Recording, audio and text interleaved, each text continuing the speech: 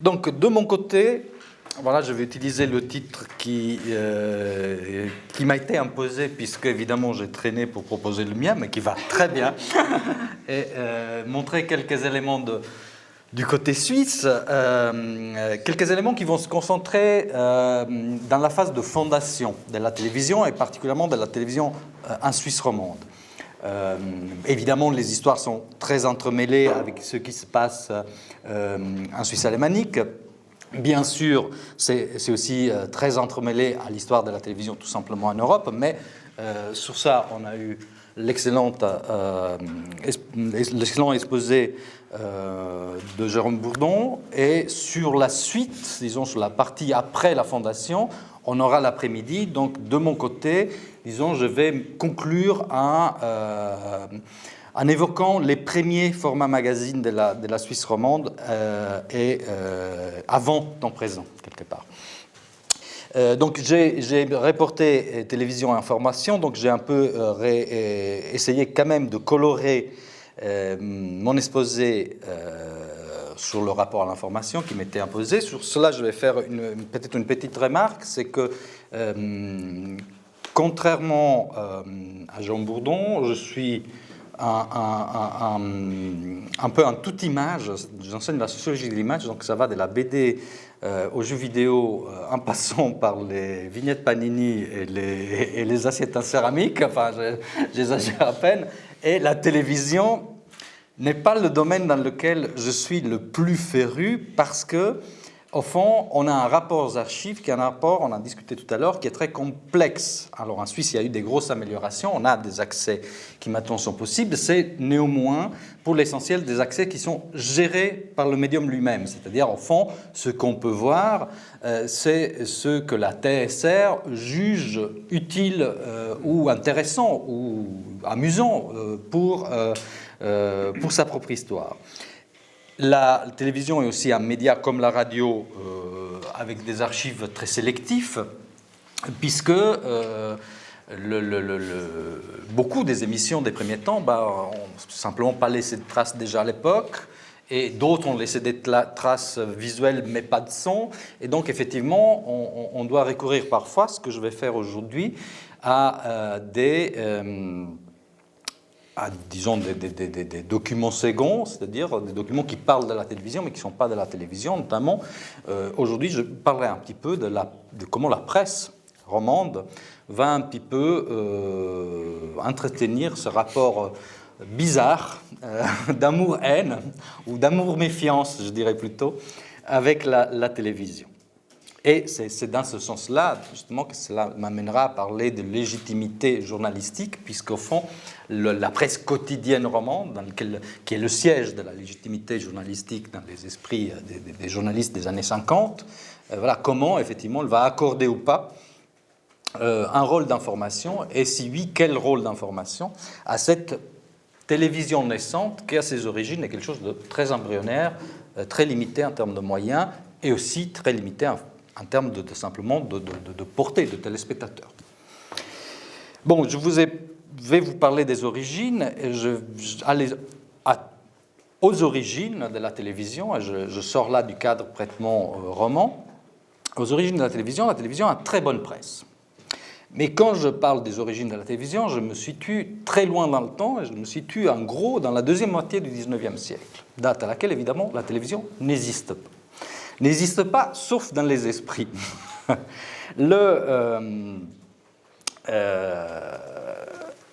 La télévision est peut-être le média qui a été le plus fantasmé avant d'avoir été vu. Les discussions sur la télévision datent en gros de la généralisation d'un autre média qui n'est pas la radio, qui n'est pas le cinéma, qui est un média qui date d'avant la radio et d'avant le cinéma, qui est le télégraphe. C'est étonnant, mais c'est comme ça.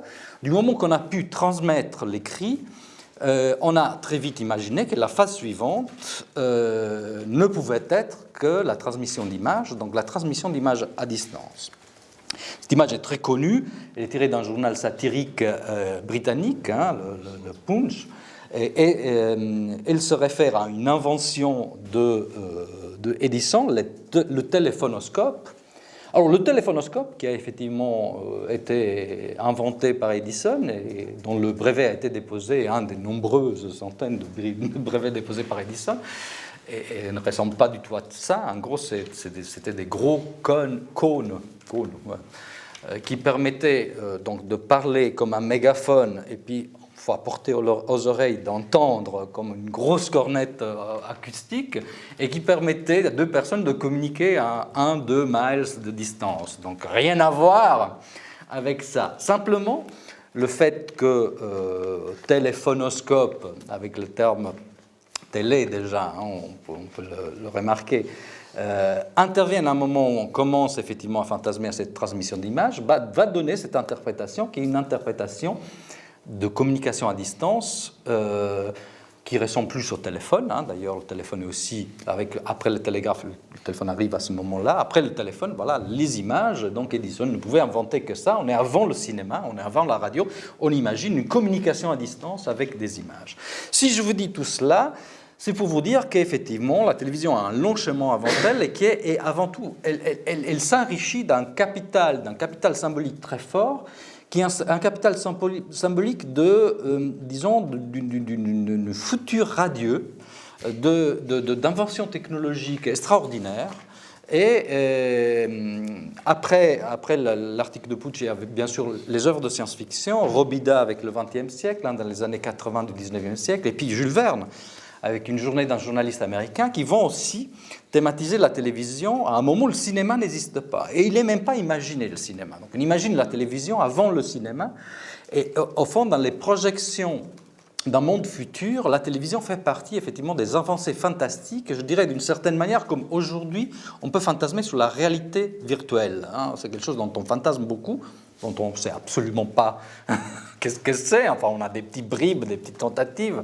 Mais au fond, c'est quelque chose qui nous fascine. Ça arrivera. Tôt ou tard, elle sera là et ça sera génial.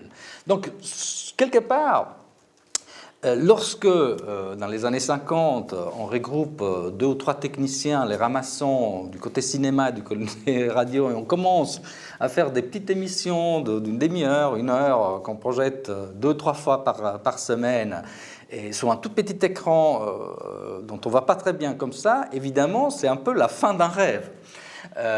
Dans la télévision fantasmée, on se heurte à une réalité qui, du coup, justement parce qu'on l'a fantasmée, elle est sensible à toutes les critiques. Elle est potentiellement sensible à toutes les critiques. Mais on sera quand même fantasmé. Si je vous ai mis cette phrase que je trouve intéressante, c'est qu'à mon sens, elle montre comment cette télévision fantasmée est encore très présente au milieu des années 30. Donc c'est l'Écho illustré, c'est un magazine illustré genevois, catholique, confessionnel, qui n'est pas le plus grand tirage de Suisse romande, mais qui est un magazine assez attentif à l'image. Et donc on est en 1936, la BBC a depuis quasiment une année des transmissions régulières. Le mois d'après, les Jeux olympiques de Berlin auront leur premier test de télévision collective, mais télévision quand même. Il y a des tests qui sont faits en Russie, qui sont faits aux États-Unis, bien sûr.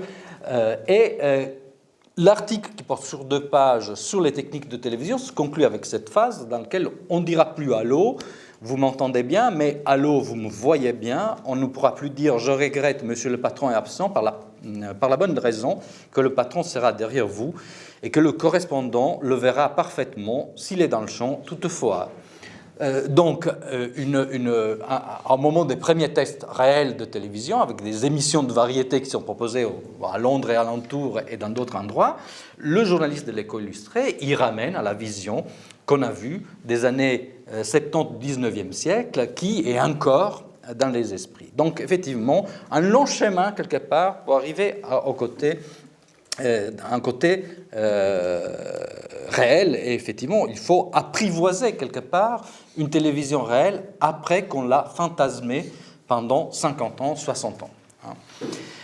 Alors, en Suisse romande, il y a des tests, je ne vous ai pas mis tout, il y a des premiers tests en Suisse qui sont à la fin des années 30, en 39, à la Landi, à l'exposition nationale, il y a des tests de télévision. Mais là où les choses commencent vraiment, on commence vraiment à ressentir une faisabilité d'une chaîne de télévision suisse et suisse romande, c'est avec ces premiers tests qui ont lieu dans les années 50, avec déjà, et même peut-être à l'origine, cette grande tension, cette grande compétition entre Genève et Lausanne pour accueillir les premiers studios de télévision, tension qui est bien connue, qui est bien rapportée par les tests. Donc les premiers tests sont à Lausanne, il s'agit d'une émission d'une journée, hein. Simplement on a un petit studio vers la salle là, dans lequel on tourne des petites scénettes, et puis on installe 3 postes à l'Hôtel de la Paix, dans lequel les autorités vont voir un premier test. Il s'agit de sensibiliser, c'est des émissions de sensibilisation des pouvoirs politiques. Et le 28 janvier, quelque chose de plus sérieux, une tentative plus cohérente, plus longue, c'est les émissions pilotes de la télévision genevoise, donc financées, entendons bien, par la commune de Genève, comme la télévision lausannoise était financée par la commune de Lausanne, hein, donc il ne s'agit pas encore d'un financement public. Financement public il y a en 1954, puisque ça fait déjà quelques mois, ça fait depuis novembre 1953 que la télévision suisse alémanique a commencé ces émissions de test. Donc, en janvier 1954, il y a une mission pilote, et du 3 mars au 1er novembre 1950, la télévision genevoise propose une programmation régulière, télévision genevoise, qui va devenir, dans les mêmes lieux et avec les mêmes moyens, qui seront quand même heureusement un peu augmentés par la suite, la télévision suisse romande.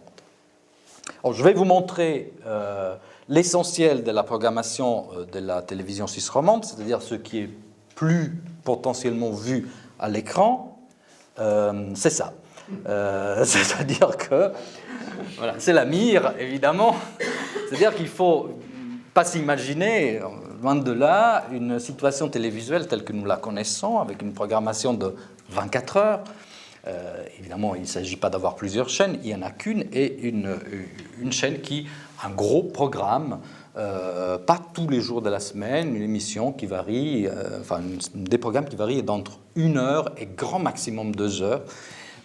Donc c'est un rendez-vous, hein, qui va être proposé, rendez-vous qui a souvent lieu d'ailleurs dans des cafés, c'est pas encore forcément une consommation à domicile.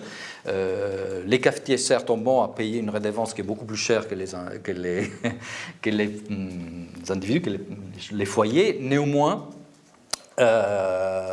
ça leur permet évidemment de se détacher de la concurrence et d'attirer du public. Alors là, en 1955, au moment où les émissions de la TSR commencent un peu à devenir un rendez-vous relativement habituel, un programme de télévision ressemble à peu près à ça. Donc on commence à 20h30 et ça se termine effectivement à peu près 1h30,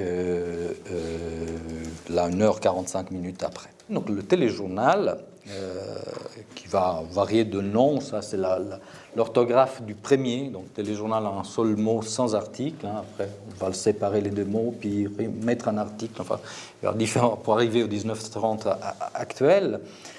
Et là, dès le 1er novembre 1959 sur la TSR, c'est-à-dire dès le moment où la télévision genevoise devient TSR. Alors, il s'agit d'un téléjournal un peu particulier, évidemment, et si on peut le proposer d'emblée au moment où la télévision genevoise devient TSR, c'est qu'il existe déjà. Il existe déjà pour la télévision alémanique. C'est un téléjournal donc qui est produit, dont les images sont communes aux deux chaînes, et que la Suisse romande projette un jour en retard. Donc la rapidité télévisuelle est un peu mise à mal à cette période un peu héroïque, puisque le téléjournal reste un film à 16 mm d'image, qu'une fois qu'on a utilisé à Zurich, on met sur un wagon de train de nuit, donc qui arrive à Genève la nuit, on va le récupérer à la gare, on l'amène à la villa de Montrepos où on a arrangé les studios de télévision, donc une ancienne villa qui sera utilisée pas longtemps, mais dans laquelle qui a vu naître la télévision romande. On le projette à l'antenne en direct, commenté en cabine par un des 3 commentateurs habituels de la TSR, qui sont Lagrange, Herler ou Barra. Et donc, vous ne trouverez pas en ligne, en tout cas moi je ne les ai pas trouvés, ces téléjournaux-là, puisqu'on n'a que les images. Donc effectivement les images devraient exister, le 16 mm, la bobine devrait exister, mais le commentaire était en direct et il n'a pas été enregistré. Alors tout ça a duré jusqu'au moment où on a inauguré en 1955 l'émetteur d'Aladol qui permet à ce moment-là une liaison directe avec la Suisse alémanique. Et à ce moment-là, on n'importe plus le film, mais on va exporter les journalistes qui vont aller à Zurich, commenter cette fois en direct le téléjournal variante romande. C'était un peu... Est-ce qu'on utilise cette expression en français? Une épine dans le flanc, oui. De la TSR, le fait que le téléjournal roman a été produit à Zurich jusqu'au début des années 80 et que c'est seulement effectivement dans les années 80 qu'il a été rapatrié à Genève pour des raisons de gestion interne et du coût évidemment, mais effectivement le journal roman était d'une certaine manière hébergé en Suisse alémanique pendant longtemps. La télévision suisse a cette caractéristique qu'est régionale quelque part. C'est évidemment quelque chose de difficile à comparer à d'autres pays, mais pour des questions linguistiques, le côté régional est important, même si évidemment ces 3 chaînes nationales qui sont en jeu. Et le téléjournal était peut-être effectivement a été utilisé pendant un moment comme tentative d'unifier quand même, de proposer quelque chose de national avec des déclinaisons régionales. L'actualité régionale reste importante aussi dans d'autres magazines, dans des magazines ou voire dans des journaux régionaux qui vont apparaître par la suite. Et elle sera aussi l'élément qui va gérer le tournant des années 80, des débuts des années 80, avec l'ouverture à des télévisions, disons, privées. En Suisse, on devrait peut-être utiliser le terme de télévision associative, puisque, au fond, la privatisation de la télévision en Suisse, ça vient à privilégier des télévisions locales, très locales et associatives. On n'aura pas la version d'M6, par exemple. On a eu la version de Canal+, qui était Téléciné Romandie, par exemple, mais donc télévision cryptée et proposant du cinéma essentiellement. Mais, disons, les télévisions qui existent, placées pour le savoir, sont des variantes romandes. Mais là, j'ai fait une fuite en avant, je vais me dépêcher de revenir, surtout que le temps avance, mais j'ai commencé 5 minutes en retard, donc j'ai droit à un petit... Voilà. Alors, le côté magazine est évidemment aussi très important. Je liste, en commentant rapidement, les magazines qui se mettent en place. Dès janvier 1956, en tout cas, je n'ai pas trouvé des traces précédentes. Le magazine en quelques images, magazine de la télévision... Il n'y a que quelques images qui sont en italique, mais en fait le titre est jusqu'à télévision, donc c'est tout le titre de la télévision romande, qui va durer jusqu'au moment où on va passer à la vitesse supérieure. En 1959, c'est la fin de la période d'essai, qui a duré quand même des années, dans laquelle la télévision est financée par la Confédération et ramène peu d'argent. La redevance ne suffit pas. C'est les années aussi où on commence à discuter de publicité à la télévision. On reviendra sur cet aspect. Continence Avisa qui se donne les moyens, effectivement, de faire des reportages en Suisse et à l'étranger, alors que si on revient... Je fais faire une petite fuite en avant pour vous montrer un petit article d'une rubrique de la feuille d'avis de Lausanne qui s'appelle « Sur l'écran des images mouvantes », qui est un peu le commentaire de ce qui se passe à la télévision, et qui parle effectivement du bien qu'ils pensent de télémagazines romans en quelques images. Et lorsqu'on lit effectivement de quoi, qu'est-ce qui est relevé par le journaliste de presse écrite sur cet aspect, c'est en gros c'est des saucissons et des violons. Les deux sujets qui sont relevés, c'est montrant comment préparer un saucisson mijotant dans une vessie de porc dans laquelle il avait versé préalablement du pommard, etc. Et puis la fabrication, la construction des violons. Donc des sujets assez anecdotiques, très, très régionaux, qui sortent quelque part du grand domaine de l'information qui est réservé pour la presse. Je reviens, je vous passerai le PowerPoint.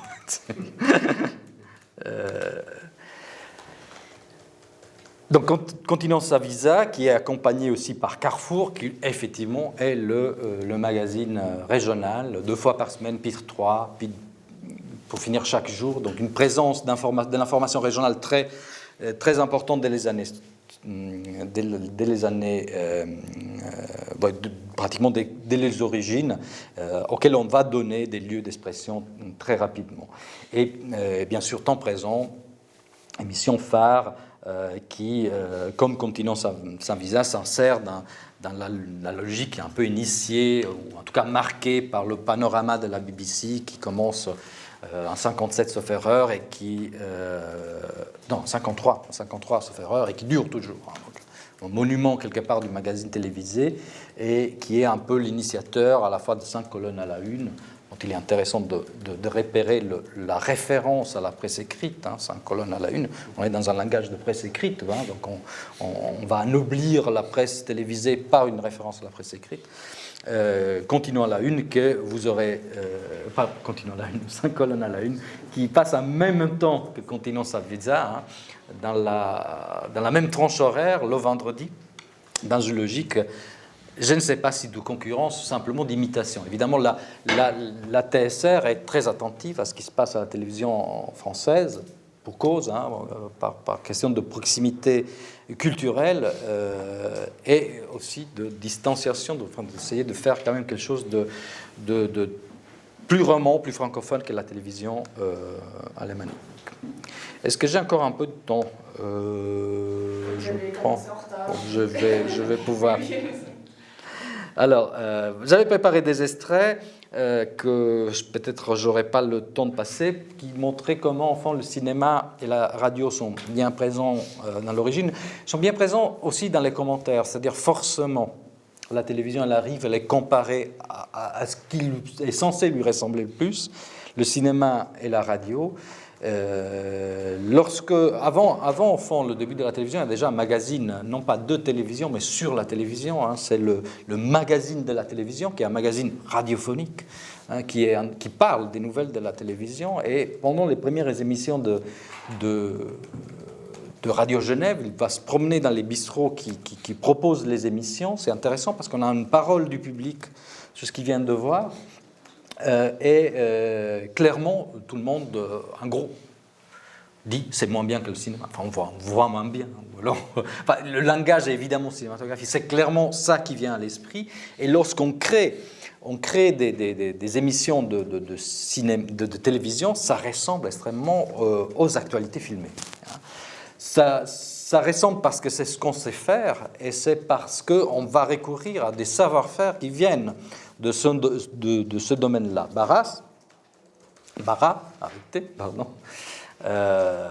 Beck, de son vrai nom, a déjà un passé qui, quelque part, vient de là. Il a travaillé chez Cinégramme à Genève, donc laboratoire de développement d'images. Il a travaillé chez Cinéac, un cinéma d'actualité, mais qui produisait ses propres actualités régionales en 16 mm. Il a tourné des films sur la famille Durand-Bois, qui est une version roman de la famille Duranton, qui est donc, voilà, le feuilleton radiophonique célèbre en France. Il débarque à la télévision après un passage dans la presse illustrée, donc il y a des savoir-faire qui sont des savoir-faire d'image, mais qui sont des savoir-faire d'image du cinéma, de la presse illustrée, et c'est ce type de personnes-là qui vont effectivement faire de la télévision. Du coup, vous le voyez bien, excusez-moi, je reviens à mes... Vous voyez bien, la présence quelque part du journaliste télé, présence qui était absente dans le journalisme cinématographique, permet de commencer à différencier les deux genres, à mettre en avant une spécificité cinématographique, télévisuelle, spécificité télévisuelle qui par ailleurs va renouer avec le cinéma, justement, avec des émissions comme Continent sans visa, puisque, au fond, le cinéma a aussi changé. Il y a disons, la nouvelle sensibilité à un cinéma vérité, un cinéma qui, quelque part, d'une certaine manière, lui, subit ou reçoit l'influence de la télévision.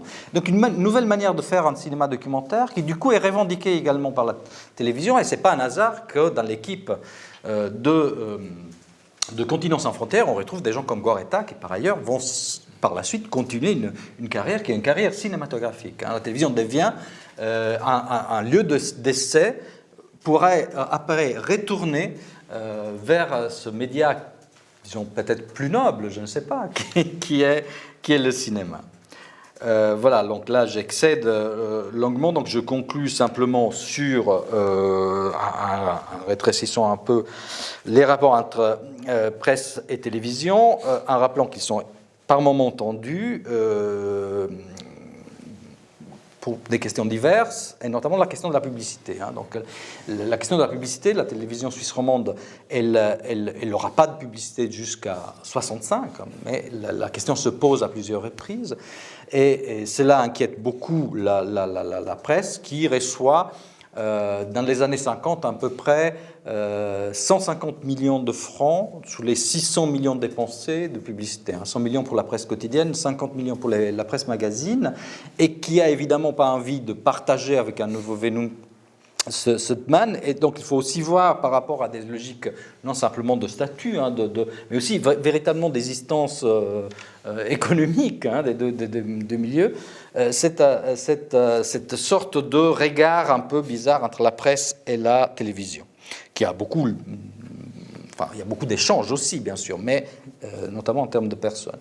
Là, l'élément assez drôle, c'est que la presse va fonder une association qui s'appelle l'Association pour le développement de la télévision, qui pourrait contredire ce que je viens de dire. Au fond, tiens, la presse écrite va promouvoir la télévision et va la promouvoir financièrement. L'idée, c'est de verser 2 millions de francs par année, 2 millions de francs qui seraient versés pour le développement de la télévision, à condition que la télévision ne fasse pas de publicité. Donc on retrouve là effectivement 2 millions, donc quand même un pourcentage assez restreint des 150 millions qui sont le chiffre d'affaires publicitaire de la presse.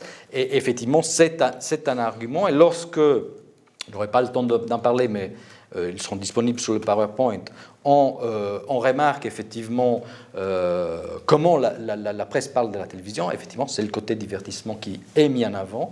Et lorsqu'on parle du téléjournal, très rarement, on découvre des usages intéressants du téléjournal, comme celui-ci, c'est-à-dire signaler des personnes disparues grâce à l'image. C'est un peu de manière un peu ironique, conclut sur ça, sur le rôle que dans les années 50 encore, la presse aurait souhaité voir assumé par le téléjournal. Et désolé d'avoir dépassé un petit peu, je m'arrête là et on pourra discuter évidemment de tout ça tout de suite.